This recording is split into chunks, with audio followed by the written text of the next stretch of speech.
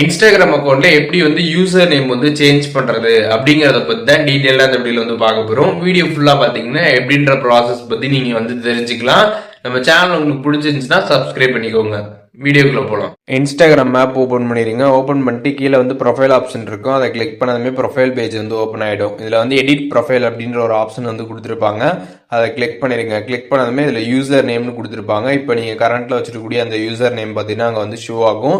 அதை கிளிக் பண்ணி அதை எரேஸ் பண்ணிருங்க. எரேஸ் பண்ணிட்டு இப்போ நீங்க வந்து எந்த யூசர் நேம் வந்து வைக்கணும்னு நினைக்கிறீங்களோ அதை நீங்க அங்க வந்து என்டர் பண்ணிக்கலாம். ஒன்ஸ் நீங்க என்டர் பண்ணதுக்கு அப்புறம் அந்த யூசர் நேம் வந்து வேற யாராச்சும் வந்து இன்ஸ்டாகிராம்ல வச்சிருந்தாங்க அப்படின்னா நீங்க வந்து அதை வந்து வைக்க முடியாது. மேல உங்களுக்கு வந்து டிக்கு வந்து ஷோ ஆகாது.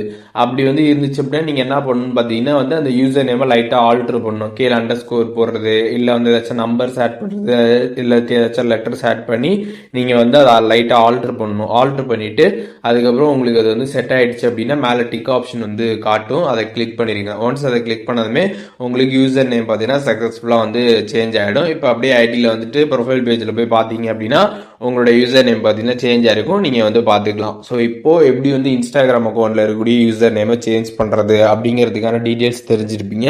இதுல எதுவும் டவுட் இருந்துச்சுன்னா கண்டிப்பா கமெண்ட்ஸ்ல மென்ஷன் பண்ணுங்க. நான் எல்லாருக்குமே ரிப்ளை பண்றேன்.